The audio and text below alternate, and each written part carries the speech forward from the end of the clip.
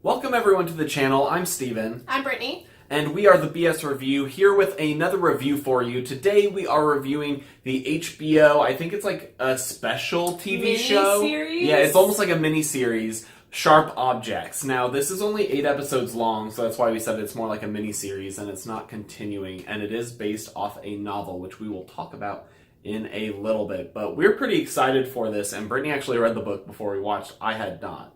So, for those of you who don't know what this is about, this follows Amy Adams' character Camille. She is a reporter in St. Louis. Yes. And she is sent to her hometown to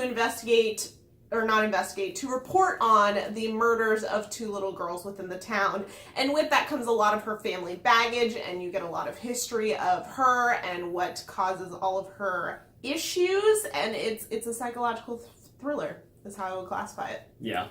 So because this is just like a 1-season thing, but this is spoiler free, so we're not going to spoil it for you, but we are going to talk about the plot without any spoilers, and I actually liked the plot. I felt like it was paced well and revealed things in a very classic thriller. It does feel very, is it Gillian? Gillian Flynn. Gillian. I don't know if it's Gillian I think or it's Gillian. Gillian. But it feels very Gillian Flynn in the way things are.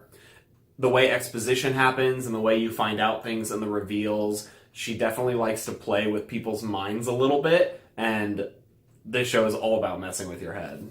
So kicking off a discussion of the characters, we're going to start with Camille, played by Amy Adams, and she is a mess.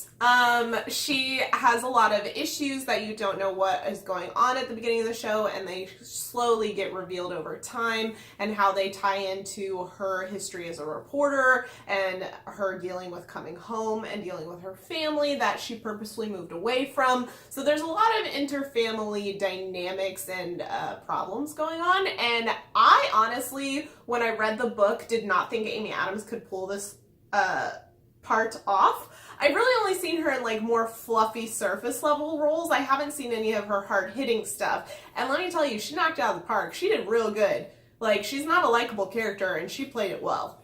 She did really good, and I actually really like the way they kind of revealed her character, because when she first shows up, she seems kind of a bit of a mess, but like she's holding it together, and then that slowly unravels, and that's a cool thing to watch over the course of the show.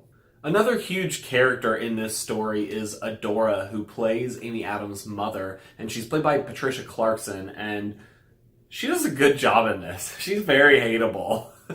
Most of the characters in this show are, and yeah, she's pretty solid. I think she was a very good casting choice.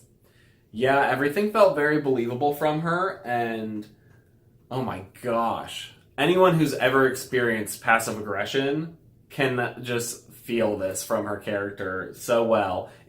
She exudes it, and I think that was a cool thing to see on screen. And then our third pretty much main character that has to do with Camille's family is Emma, which is her little sister who she never really got to know growing up. And this is played by Eliza Scanlon, who I've never seen in anything else. She's kind of an up-and-coming actress.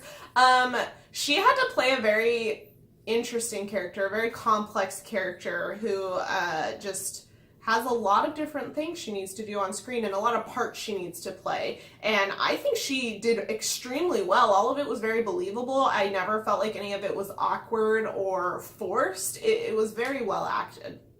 And then you also have a slew of side characters. There's a cop buddy that Camille becomes friends with. There's the suspects for the murder, because she does come to town writing about the murder of 2 girls and trying to figure out who the killer is and what's happened to them, and she's writing stories about it. And so there's this whole ongoing investigation that all these characters are coming in and out of.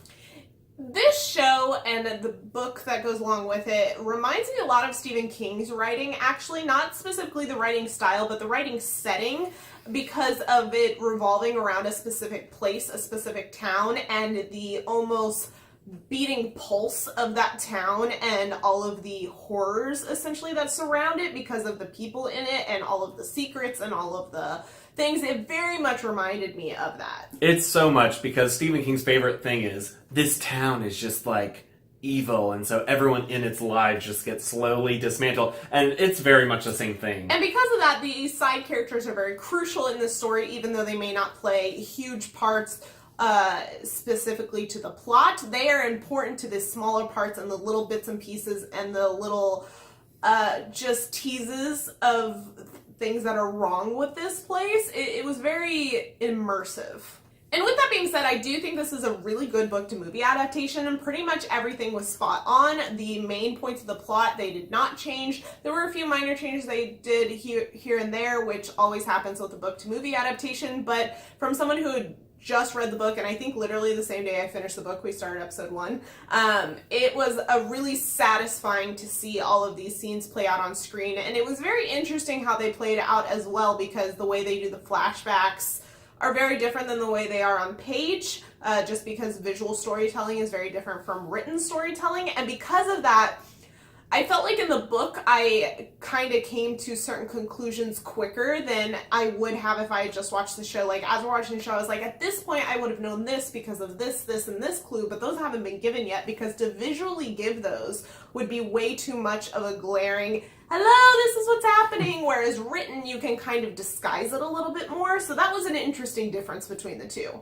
Which is something we talk about while watching, because she's like, have you figured it out yet? And I'm like guessing, but the show hides so much from you, and honestly, that's another thing we want to talk about with this, is that this show hides things from you because it throws so much at you. Stylistically, the way they film things and edit things, there's so many quick flashes and hallucinations coming into frame for just a split second and leaving, that if you're like us and sometimes mess around on your phone while watching a show, you look down for a second, you will miss like crucial details, whole big flashes, things that happen, because so much is constantly happening. And it definitely felt intentional in the show, in the way they threw stuff at you, because it did make you kind of feel like Amy Adams' character. Which I think was a really interesting way of them making it similar to how you feel reading a book, because you're thrown into this person's head, and they didn't do like an internal monologue with her during the show. They just played things out on screen.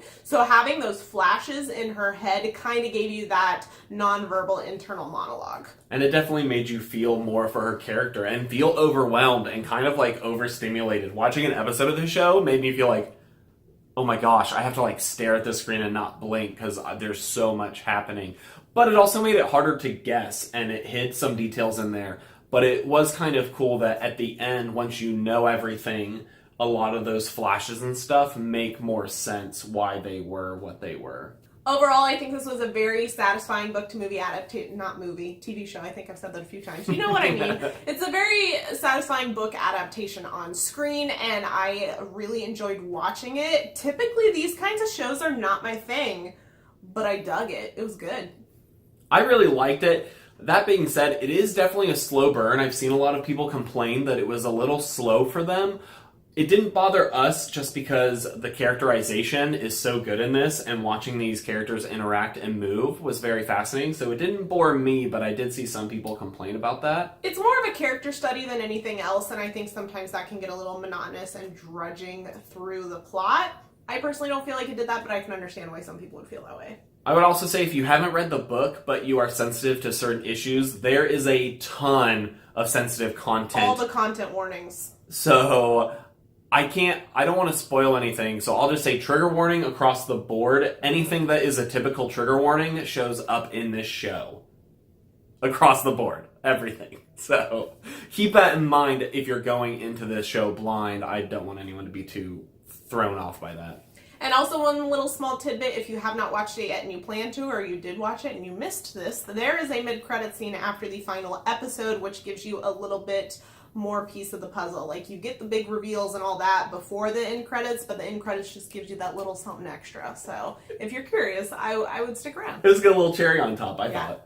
As always, give this video a thumbs up if you like our TV show reviews and you want to see more of them. And please subscribe if you like us. We would love to have you join our BS Review family. We have 31 Days of Halloween coming up very soon that we are excited about. We would love to have you join us on our journey. And if you want to see any of our other existing videos, we have a ton of different kinds of videos on here. We don't just do TV show reviews, movie reviews, etc. You can check them out over there. And we'll see you guys in our next video. Bye!